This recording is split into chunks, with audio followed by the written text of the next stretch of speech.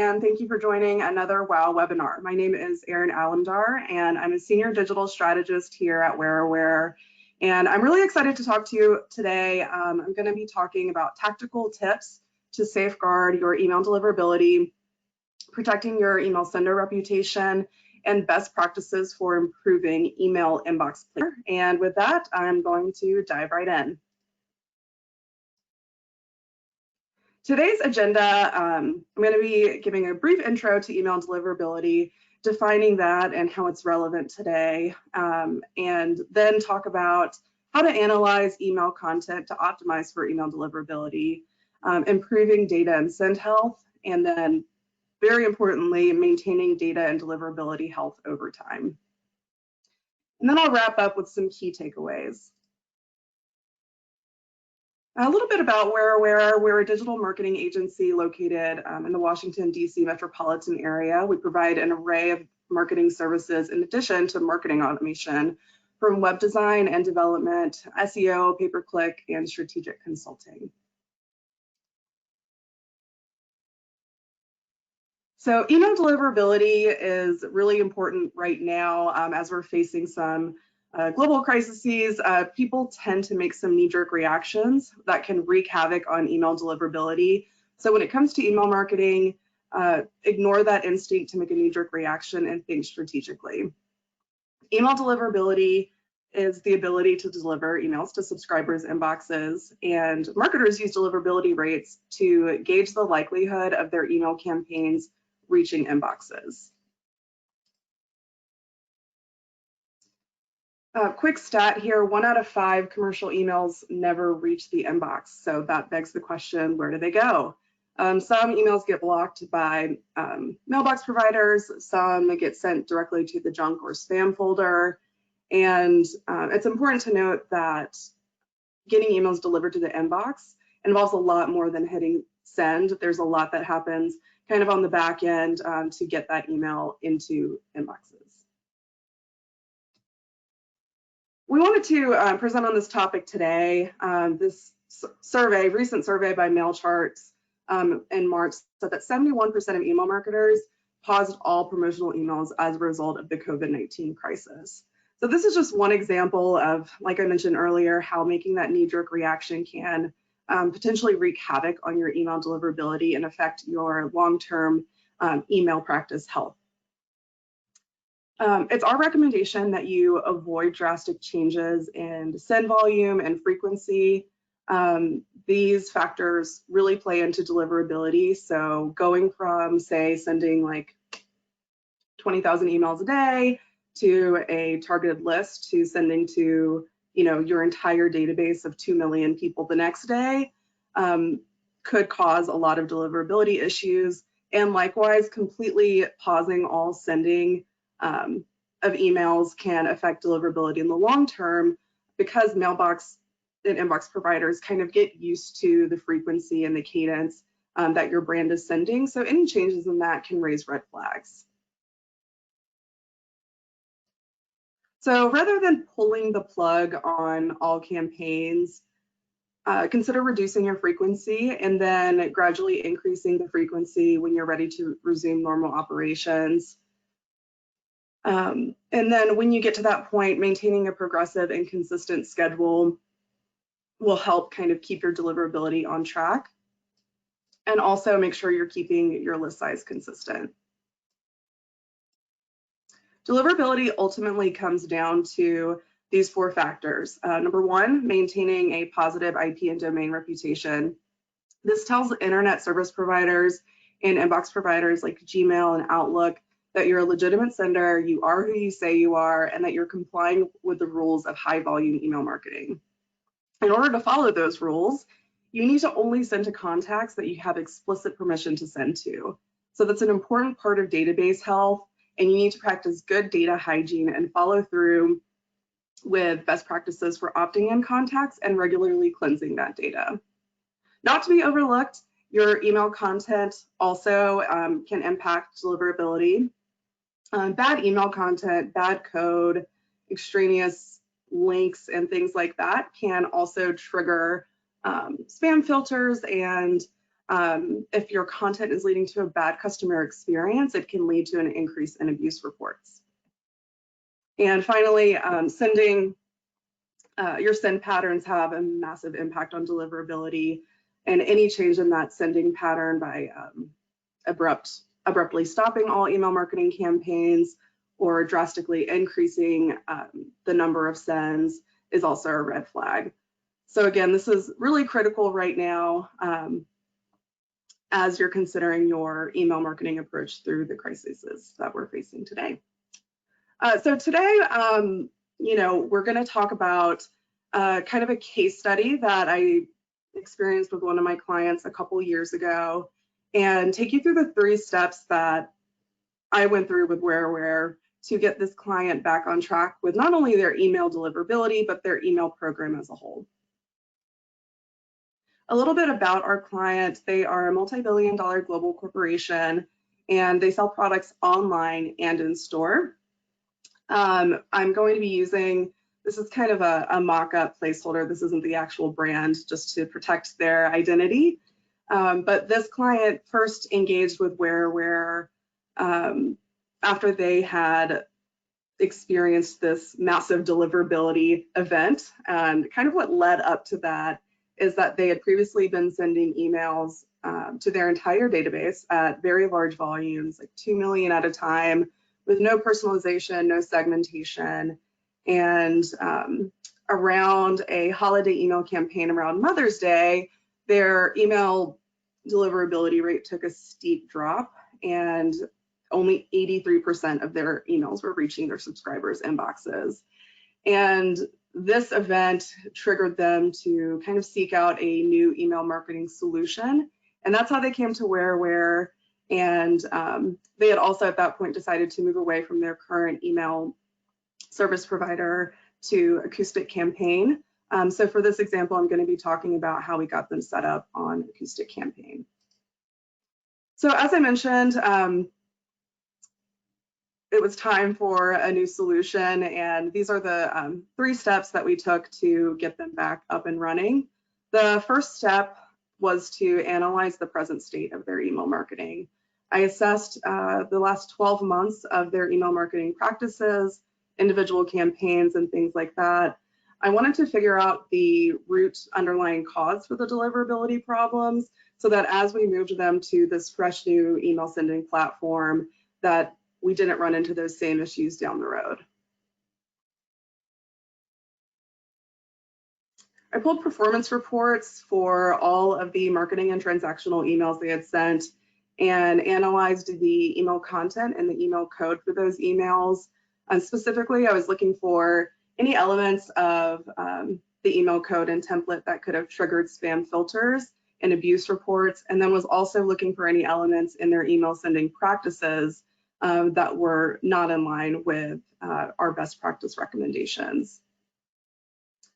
When I say I was analyzing the email template and code, really what that means is I ran diagnostic testing on their email templates using a tool called Litmus, and looked at how those emails were rendering across devices and platforms, looked through copy and design and layout, and also conducted spam and deliverability testing, and then compared those results to benchmarks, and then also compared their performance reports to benchmarks. In addition to that, checking the database health was a major part of that, and kind of analyzing where they were getting data from and how that data was set up and being used. So when analyzing the email sends, again, I was really looking for any bad user experience red flags or any non-responsive template code. And I did identify a lot of areas for improvement. Again, a lot of people don't really consider content or user experience a part of email deliverability. But if you're not really reflecting your brand accurately in your email marketing, if you're sending emails that don't look good on mobile devices, that's going to lead people to get frustrated with your email content and not only unsubscribe, but also potentially report the email as spam or junk. When examining the database health, I looked for their hard and soft bounce rates for their emails. So those were emails that were not getting delivered to inboxes. I also examined the volume of inactive subscribers that were not only in their database, but were kind of constantly being sent these monthly email campaigns, despite them being inactive for even years at a time, and interviewed the client on their data maintenance practices and data collection methods, and really got an understanding of where all the incoming data was coming from. And kind of through that, I discovered that, some of the collection methods like using purchase lists or using event and conference lists had led to contacts being in their database that hadn't actually explicitly subscribed to receive their emails, and that those contacts had never been given the opportunity to choose any sort of email preferences. And finally, researching their online domain and IP reputation, I ran this diagnostic test on Litmus, which is what you're seeing a screenshot of here. And as you can see, it didn't pass authentication filters.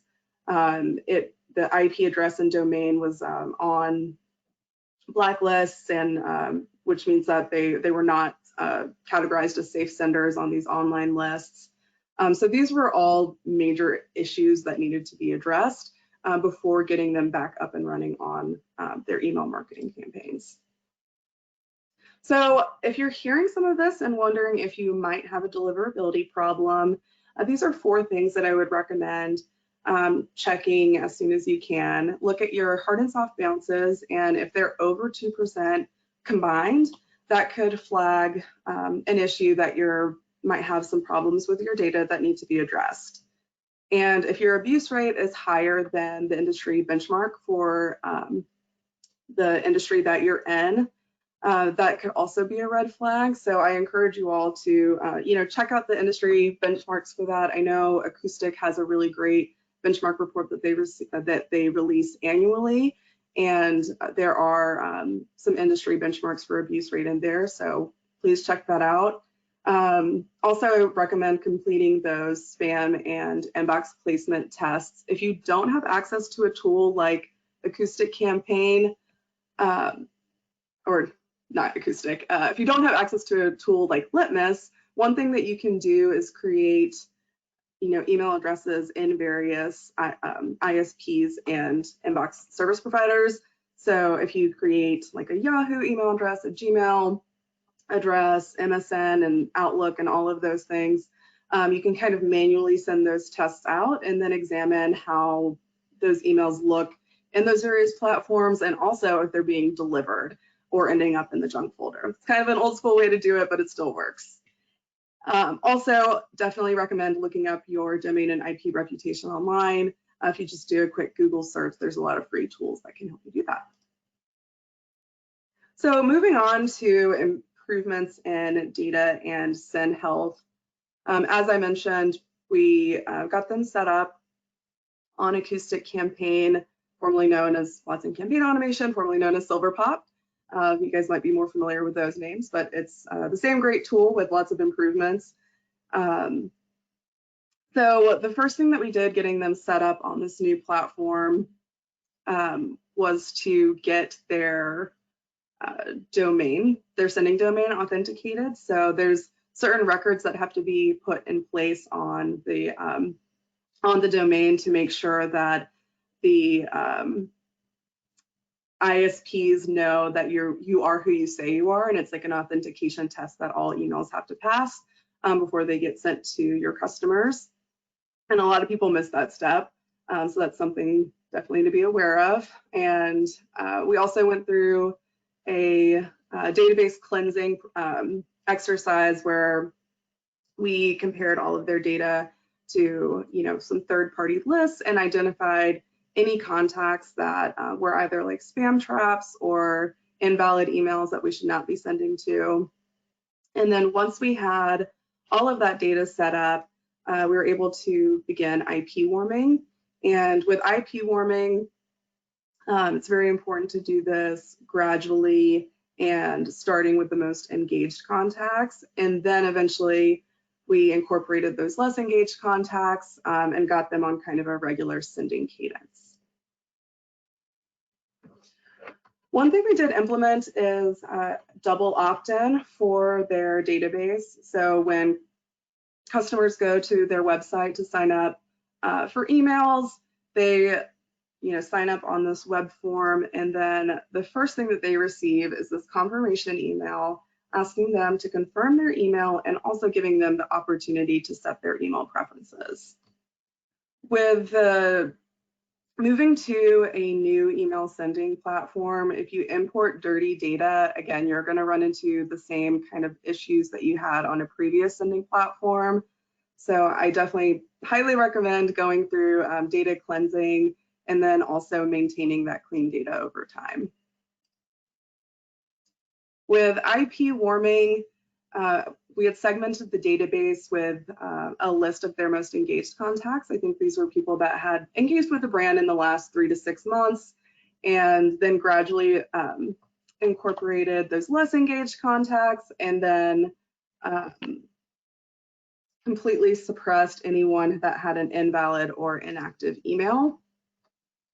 One thing to note is that as we were re-engaging the less active contacts, we went through what we called a re-permissioning campaign to make sure that we had explicit permission to send to these contacts. As I mentioned previously, they were with a different email provider and a different agency, so we wanted to make sure that we had absolute explicit permission for these people, since we didn't know exactly how they had gotten into the database, and this gave those customers an opportunity to provide that explicit permission.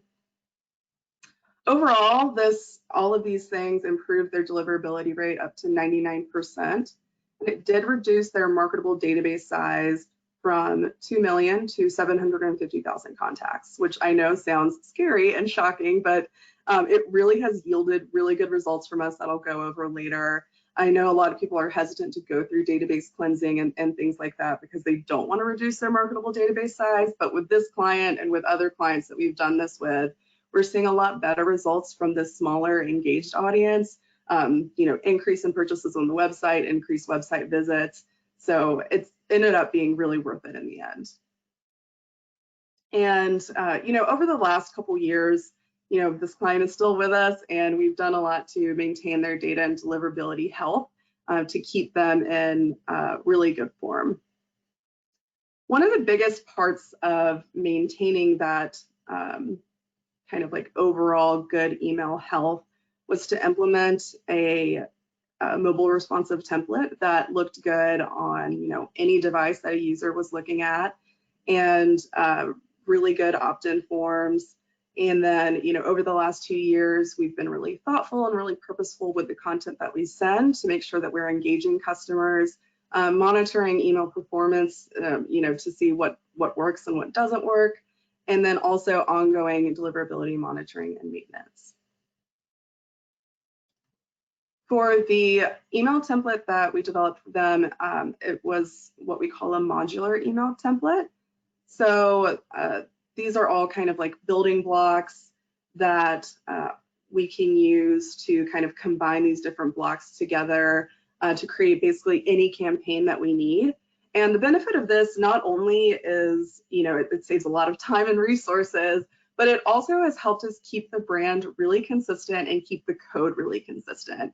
So keeping that code super, super clean, keeping their brand super on point has led to, kind of a seamless user experience, and these subscribers, know what to expect when they open the email from this brand, and they're seeing that consistency over time. These are some of the modules that we use, and it is important to note that this is something we developed 2 years ago, but I think about twice a year we revisit all of the code, retest it, make sure that it's still complying with things that are changing in the email space, like if iPhone has made an update or if Gmail has made an update, we want to make sure that it still looks good. So as a part of a healthy email program, it is important to kind of consistently test your code and make sure that it's up to date. And in addition to maintaining that code, also checking on the IP reputation and domain reputation online. So we regularly test on Litmus, we regularly monitor that through ACOUSTIC campaign, and the regular kind of monitoring and reporting has helped us catch any issues before they become a massive issue. So, you know, we've had times where we notice that deliverability rates for MSN or for those, you know, Microsoft properties aren't looking so good. Those are like notoriously hard to keep a good deliverability rate on. But keeping a really close pulse on this has helped us address those issues before they kind of become a huge issue. And as I mentioned, we've seen really good results from this. So over the last couple of years, we've been able to maintain the deliverability rate at, you know, always above 95%. And it's usually averaging around 98 to 99% of emails are reaching inboxes, which is awesome. The open rates are phenomenal. It's 40%, and we've been able to maintain this pretty high open rate. I don't think it's 40% right now because their database has grown and we've added a lot of new contacts. But within this first year, we saw that we were getting so much engagement from this audience that we had kind of cleansed and nurtured. Really high click-through rates. I mean, this is, if you're familiar with email marketing benchmarks, this is way above and beyond industry standards for consumer product goods. And this is my favorite stat here, the 193% increase in website sessions from the email channel. So remember when I said that we had reduced our marketable database size from 2 million to 750,000? We were seeing almost 200% more activity on the website from the email subscribers on that smaller list than we were from the larger list. And, you know, this is one case study. This is one example from this particular client, but this is also a project and a process that Whereoware has replicated numerous times now, and we consistently see really good results. Just wrapping up with a few key takeaways here. Make sure that you're sending from authenticated domains and IPs that have been gradually warmed. I can provide more information about the domain authentication process, but it's a little different with different ESPs. So I'm not going to go too much into detail, but again, I do encourage you to go onto those online tools and check your domain reputation and your IP reputation. Very important to only send to valid and engaged contacts who you have explicit permission to email to. I know that sounds like kind of a basic thing, but it's really important to, you know, honor those CAN spam and GDPR and CASL compliance and make sure that you have a record of explicit opt-in. It's also important to keep your contacts engaged with content that's relevant and easy to interact with. So code that's good and clean and looks good across devices, and also content that is specific and personalized and has value to your customers. And finally, if you take away just one thing from this entire presentation, I encourage you to continuously monitor your deliverability metrics. I think that people get really caught up in open rates and click rates, and those are always going to be very important metrics. But if your deliverability slips, it doesn't matter how great your content is, it doesn't matter how great your open rates are. If your emails are not reaching your subscribers' inboxes, all of that is for naught. And I will say with deliverability, it's a lot easier to maintain and monitor good deliverability than it is to fix a major deliverability problem. So to kind of take these steps away home with you and back to your teams, we have this great email deliverability checklist that is available for download on our blog, and it will be in the follow-up email tomorrow. And finally, if you need any sort of hands-on help with uncovering deliverability issues, getting your emails to the inbox, optimizing your content, or improving campaign and email performance, please reach out to our sales team. We have different service offerings that can really help you out. Like I mentioned, this is a process that we've repeated multiple times for clients now, and you know, we consistently see good results, and I think it would be great for anyone. So With that said, I'm going to move into some questions. Question, should we delete inactive and bounced contacts from our database? Thank you for that question. That is an excellent question. And the answer is yes. So I would say in general, best practice that we recommend is anyone that's been inactive for, over 12 months, first try to re-engage them. And if they don't engage in that re-engagement campaign, then it may be time to just completely suppress them from your database and remove them. Just because, as I mentioned, some inactive email addresses can become spam traps, and then that's a huge red flag to inbox providers on, whether or not you're practicing good deliverability. So I'd recommend trying to re-engage those contacts, and if they don't engage, to delete them. And for bounced contacts, I recommend that if your ESP allows you to send up any sort of bounce rules, I think with ACOUSTIC we have it set up like if you soft bounce more than 3 times, you're automatically added to a suppression list, and if you hard bounce once, you're added to the suppression list, because hard bounces is like no good. Okay. In the IP warming process, what's a good send rate / volume per day? So that's really going to depend on your overall database size. And I think it comes down to percentages. I know there's someone on my team that developed a really cool kind of Excel spreadsheet calculator for how to break up your list size. In general, it's, start small and work your way up. I think off the top of my head, I don't know. It's actually, I won't say anything off the top of my head, because it really depends on your list size, and it depends on the quality of your data and the number of engaged contacts that you have. Like if you have a really, really highly engaged database, you can probably start with a little bit of a higher percentage. But in general, start small and gradually work your way up. And for this specific question, if you want to reach out to us to, get some help with that, I'm definitely open to that. Oh, this is a good question. Do you need to IP warm for a small audience, say a max of 10K contacts? So it depends on your ESP, and it depends on your IP address. So with this client that we had the case study with, they had 2 million contacts, and they have continued to grow their database. And we got them a dedicated IP address. So that means that they're the only brand sending from that IP address with that email sending provider. Sometimes email sending providers use shared email IP addresses. So it kind of depends on whether or not you're on a shared or dedicated IP address. I would say for 10K, it's probably likely that you're on a shared IP, but that's something that I would recommend checking with your ESP, email send-in provider, whatever platform that you're using. And I'm just going to do one more question because I realize we're at time and I want to be respectful of everyone's time. I'll do this one. How do you know if an email address is a spam trap?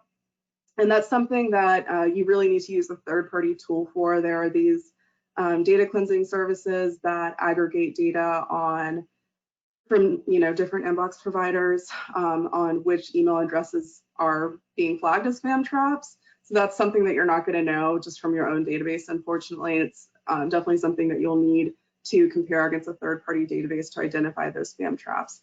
And there are a couple questions we didn't get to, but thank you all for being active and participating in this. And I will make sure to follow up with you all via email to answer your questions. And you will also get the recording and the email deliverability checklist in that email as well. So stay tuned for the next WOW webinar topic, and I hope you'll join us again.